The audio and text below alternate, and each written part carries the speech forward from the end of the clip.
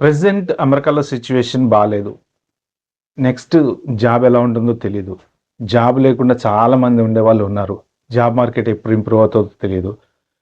అక్కడే బతకడం కోసం రకరకాలుగా కష్టాలు పడి చేసే పార్ట్ టైం జాబులు కూడా ఇప్పుడు లేవు. ఎక్కడ దొరికితే ట్రంప్ పట్టుకుంటాడో తెలీదు. సో ఇలాంటి సిచ్యువేషన్‌లో ఎవరైనా ఏమనుకుంటారు అంటే ఆల్టర్‌నేట్ ఆలోచిద్దాం అనుకుంటారు. సో దాని గురించి ఇవాళ మనం డిస్కస్ చేద్దాం.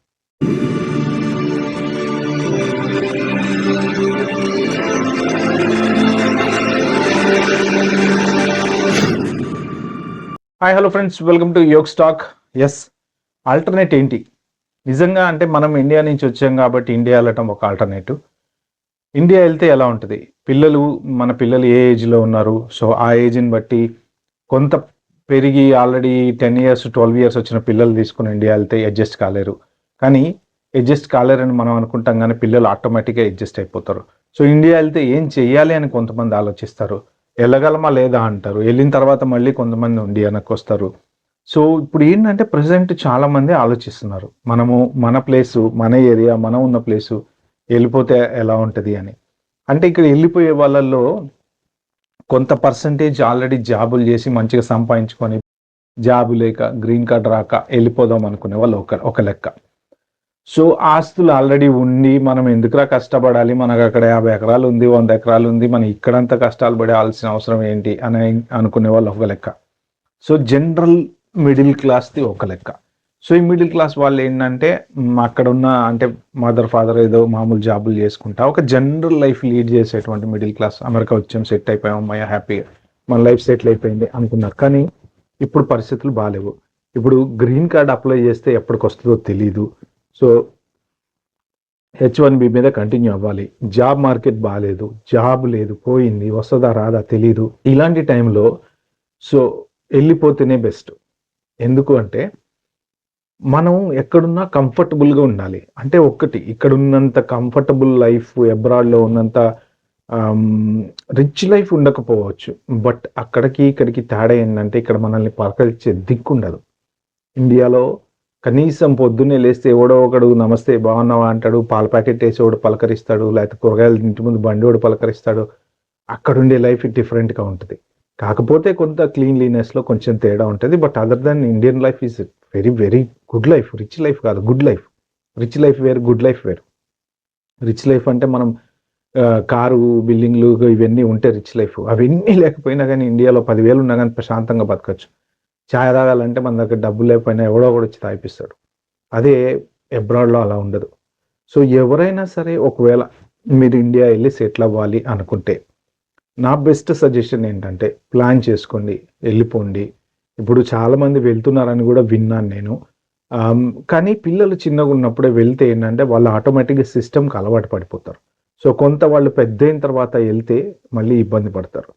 ఎందుకంటే ఇప్పుడు పెద్ద పిల్లలతోటి యుఎస్ H1 మీద వెళ్ళిన వాళ్ళు, వాళ్ళ పిల్లలు పెరిగి ఒక 18 years 21 years అయిన తర్వాత మళ్ళీ వాళ్ళు ఏంటి వీళ్ళ మీద డిపెండెంట్ ఛాన్స్ ఉండదు వాళ్ళకి. వాళ్ళు ఏంటప్పుడు వాళ్ళ మీద మళ్ళీ వాళ్ళకి ఎడ్యుకేషనల్ వీసా అప్లై చేసుకోవాలి, స్టూడెంట్ వీసా అప్లై చేసుకోవాలి, మళ్ళీ వాళ్ళ H1 ట్రై చేసుకోవాలి. వాళ్ళ లైఫ్ ఒక దారుణమైన లైఫ్ ఉంటుంది. అప్పుడు వాళ్ళు ఇండియా వెళ్ళలేరు, అక్కడ సెటిల్ కాలేరు. అప్పుడు పరిస్థితులు ఎలా ఉంటాయో తెలీదు. అదే ఇప్పుడే వెళ్ళిపోతే పిల్లలు చక్కగా ఇండియా స్కూల్లో చదువుకుంటారు, మనకి సెట్ అయిపోతారు. కాబట్టి ఎవరైనా ప్లాన్ చేస్తే ఇండియాకి వెళ్ళాలని అది బెస్ట్ ఐడియా. మీ లైఫ్ని ఇప్పుడు ఇక్కడున్న సిచ్యువేషన్స్లో చాలా కాంప్లికేటెడ్గా మనం బతకటము, నెక్స్ట్ ఏంటో తెలియదు, ఫ్యూచర్ ఏంటో తెలీదు, గ్రీన్ కార్డ్ వస్తుందో రాదో తెలీదు, ఉద్యోగం వస్తుందో రాదో తెలీదు. అలాంటి పరిస్థితులలో మనం కష్టాలు పడటం కంటే వెళ్ళిపోవటం బెటర్. సో వెళ్ళిపోతే ఏం చేయాలి? చాలామందికి ఈ సమస్య, నేను జాబ్ చేయను, నా వల్ల కాదు, నేను జాబ్ చేయలేను అంటారు కొంతమంది. సో ఫారెన్లో బతికినంత ఈజీగా నేను బతకలేను అంటారు కొంతమంది. ఎండ ఎక్కువ ఉంటుంది అంటారు కొంతమంది. ఇంకోటి అంటారు కొంతమంది, అక్కడ రోడ్ల మీద మట్టి ఉంటుంది అంటారు, దుమ్ము ఉంటుంది అంటారు. లేకపోతే ఏది ఉన్నా కానీ ప్రతిదానికి ఒక ప్రాపర్ ప్లాన్ అనేది మనం చేసుకోవచ్చు. సో ఇప్పుడు అందరూ ఐటీ జాబ్లే చేయాలనే లేదు. ఇప్పటివరకు మీరు కనుక ఎంతో కొంత ఇన్కమ్ జనరేట్ చేసుకున్నట్టయితే వెళ్ళండి. మీరు మీరు మీ ఊర్లోకి వెళ్ళిపోండి. హ్యాపీగా మీ లోకల్ ఏ ఊర్లు అయితే ఉన్నాయో ఆ ఊర్లలోకి వెళ్ళండి.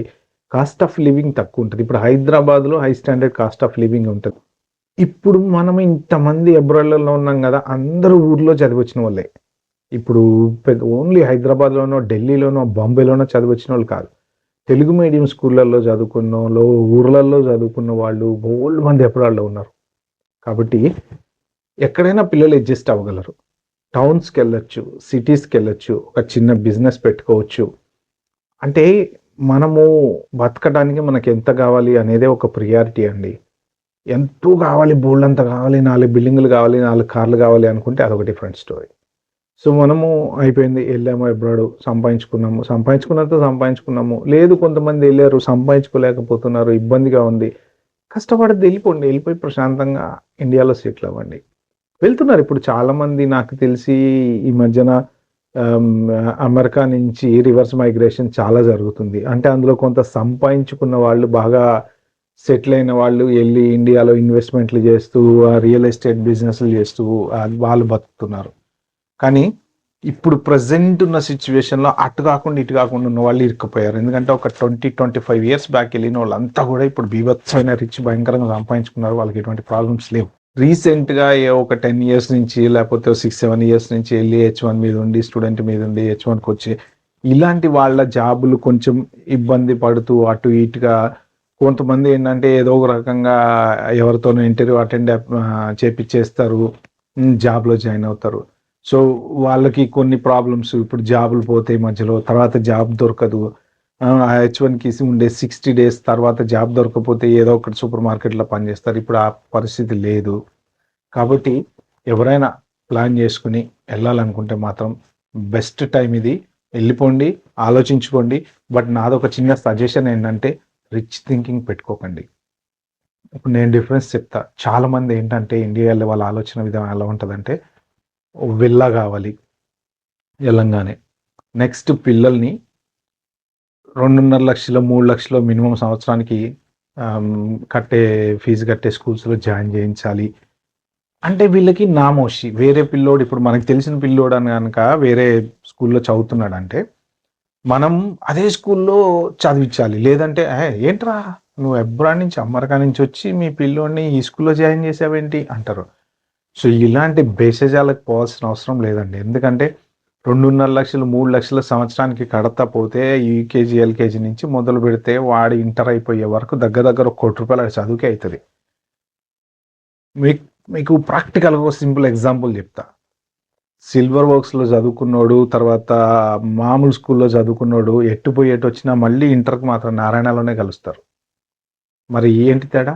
వీళ్ళు మామూలుగా 20,000, 20,000 కట్టుకుంటా చదువుకొనొచ్చి నారాయణ కళాశాలలో జాయిన్ అయ్యాడు, లేకపోతే చైతన్య కాలేజ్‌లో జాయిన్ అయితారు. మళ్ళీ వాళ్ళు అక్కడి నుంచి అన్ని లక్షలు కట్టుకుంటొచ్చి ఇక్కడే జాయిన్ అయ్యారు.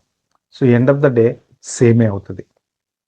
కాబట్టి ఏంటంటే మామూలు మంచి స్టాండర్డ్ ఉన్న స్కూల్స్‌లో పిల్లని జాయిన్ చేసేసి ఒక 2 బెడ్‌రూమో, 3 బెడ్‌రూమో మనకున్న లైఫ్ స్టైల్‌ని బట్టి, మనకున్న సంపాదనని బట్టి ఆహ్, మనము అడ్జస్ట్ అయ్యి బతకగలిగితే ఇండియాలో గూడా సూపర్ లైఫ్ ఉంటది. ఒకవేళ ఇప్పుడున్న పరిస్థితులు మిమ్మల్ని ఎవరైనా ఇబ్బంది పెట్టి వెనక్కెళ్ళిపోదాం అనుకుంటే, ప్లీజ్ హ్యాపీగా మీరు ప్లాన్ జేసుకోండి. ఎళ్ళిపోండి. ఓకే ఫ్రెండ్స్, ఇది నేను చెప్దాం అనుకున్నది. మీకు గనక నచ్చినట్టయితే please share, like, subscribe to my channel. Thank you.